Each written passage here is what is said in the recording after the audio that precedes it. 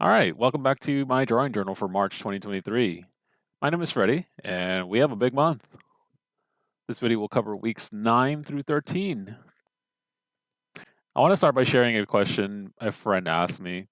She asked me, do you envision your drawings all from the start? Short answer is no. Long answer is I try to when I know the characters well enough. I'm usually trying to either depict parts of their stories or just part of their world. Character portraits with no backgrounds are easier to finish, with full-blown scenarios usually take me more to process in one go. Oftentimes it changes as it's getting done and usually fully materializes towards the end. Sometimes I want to satisfy a what if scenario and picture a character doing something radically different. Oftentimes I've turned to old Akira Toriyama manga illustrations. Dragon Ball Z had been a very inspirational start with a lot of my early character designs. For example, Sho had a Super Saiyan like form where his hair spikes went up. His main adversaries, Yo and Kyo, were both very reminiscent of Vegeta. The covers of Dragon Ball and Dragon Ball Z often showed the characters in bikes, vehicles, on animals, all scenarios and characters wearing clothing that you'd normally never see them in. I think drawings like this are really fun to try out, especially when you have established physical character traits and just want to dress them up. With all that said, we can start by looking at week 9, Kaylee Revisited 2023. Kaylee as a character has been talked about before, so I'll preface this week with what Kaylee Revisited as a project means for me. The Revisited series started off as 3 simple character portraits: Sho, Kaylee, Zai.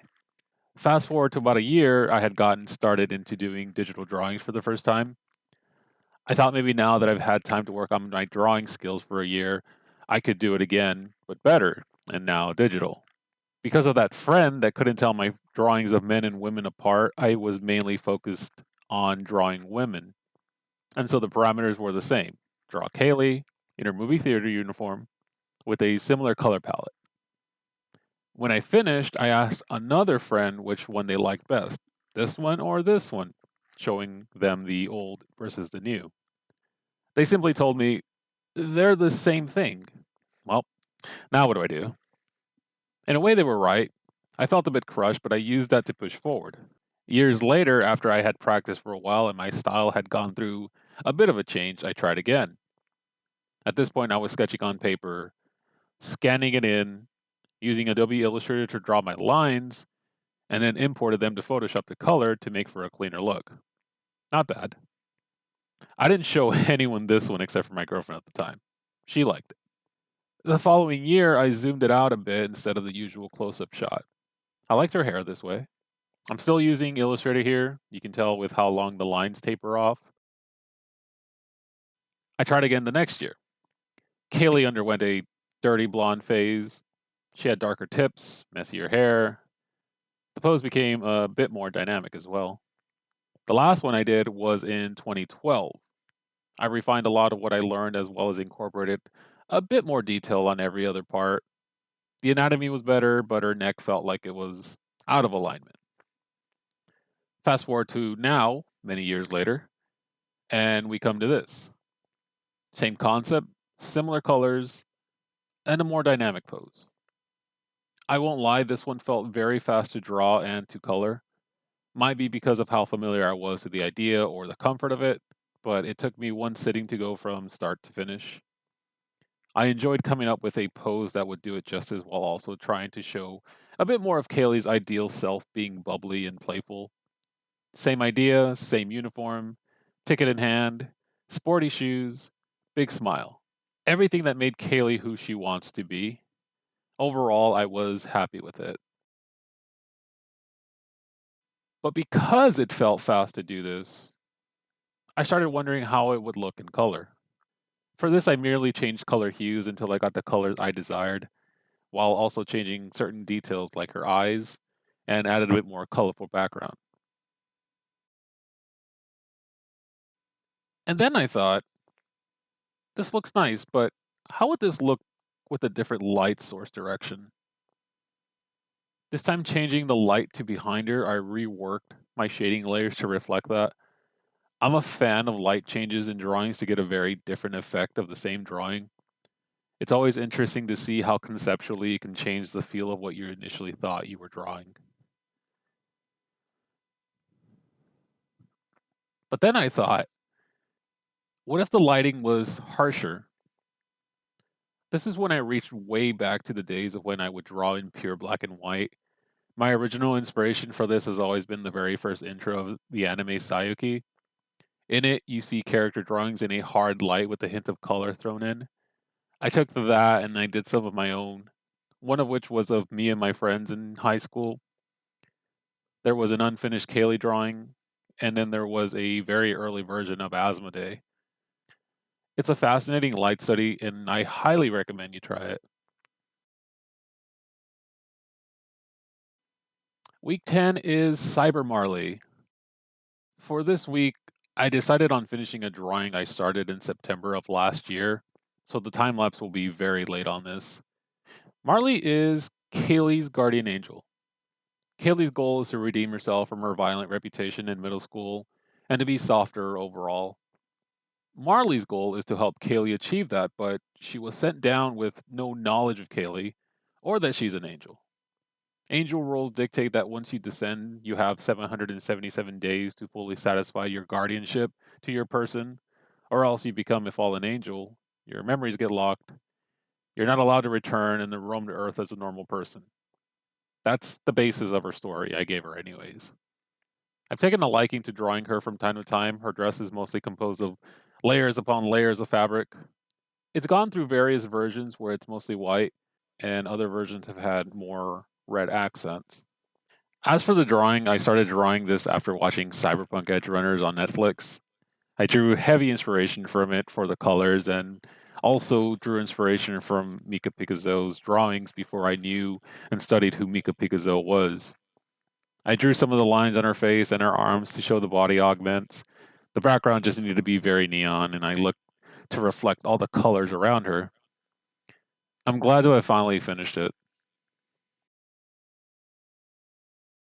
Week 11 is Cheerful Tabs. Tabs is Show's younger sister. Very quirky, energetic, and mischievous. A bit of a trailblazer in her own head. The type that will seek out adventure, will not take no for an answer. She's the leader of her own skate team, in which she dubbed Team Gunner Bunny, in which all members wear bunny ears and have a toy gun as part of their quirk. The name Gun Bun is an homage to Sylvie from my other series, who was shown in previous week. A bunny with a gun gets turned into Gunner Bunny, or Gun Bun for short. As for the drawing, I got my gripes with it. Mainly it's with the brush I was using for outlining most of her body. I feel like the hair and the face started off well enough, but ultimately used a larger width that made a lot of her body feel fuzzier.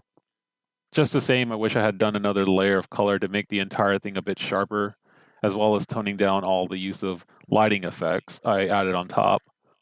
Overall, not a terrible week, but I also do see its flaws. Week 12 is Frustrated Sayako. Sayako makes a return from my January journal. As a character, Sayako is a girl trying to run away from everything her mother touches. Her mother, running one of the biggest corporations, has pushed Sayako into everything that makes the family image more appealing. So naturally, her mother pushed her into modeling. This drawing attempts to show Sayako finding a dark corner of a studios to take a breather from the fast life of being a model. Her expression has a light smile to it. Maybe she's at her limit. Maybe she's just finding humor in her, as she sees it, life of being a puppet to her mother. This was also another simple week.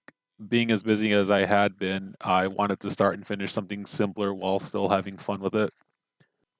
The last thing I want is for this to all turn into feeling like work. I've been playing around with less harsher lights and using darkness over a character to dictate how light sources will bounce off the character. To be honest, I've used ray tracing as an inspiration to better understand how light bounces off other surfaces and back onto different materials.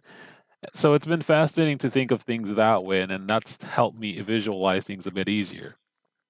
Overall, it was a simple drawing and it looked good enough. This was also the first time my iPad hard crashed on me and I lost about an hour's worth of work.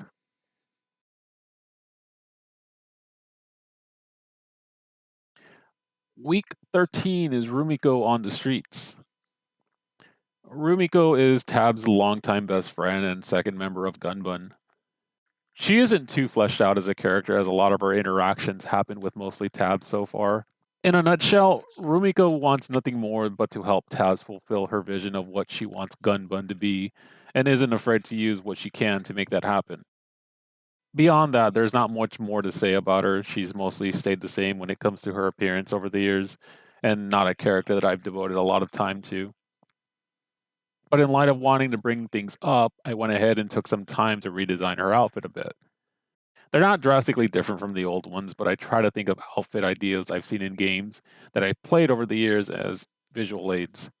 This one in particular has a pretty big calling back to an outfit in the game Tree of Savior that I really like called the Private Eye costume. So I wanted to have a chic, stylish outfit and still incorporated Rumiko's personality and her classic checkered patterns. If there ever was a week to demonstrate how many times in my head my direction for a project changes, this one would be up there. The coloring style initially started out as a soft mix similar to that of Sylvie's. It later flipped to a full-on Picasso style coloring with full-on patterns, sloshing colors around and screen tones. It ultimately felt like I managed to compromise between it being Picasso-like and soft. Honestly, it feels more pop art-ish than anything. The hard black outline I added at the start of coloring decided it for me. It was just, yeah, I need to keep this in. So I colored around that. Sometimes all it takes is a small idea to spark a bigger one. March was an extremely busy month for me, so finding time to keep up with this series was a challenge. I do try to finish at the end of the week, but I found myself making up for lost time and some weeks overlapped. Once things settle down, I want to do more a week and see where that puts me. I have a lot of ideas I really want to put down, and so far I only have sketches. The preview for week 14, I don't have any concrete ideas yet, but I do have some sketches I'm just going to throw up here. I don't know which I'm going to do next, as things have yet to settle down. However, all of these I will be finishing at some point. As always, I thank you guys for watching, and if you've found any inspiration in this, go ahead and leave a comment. I would love to hear what you have to say. Thanks for watching.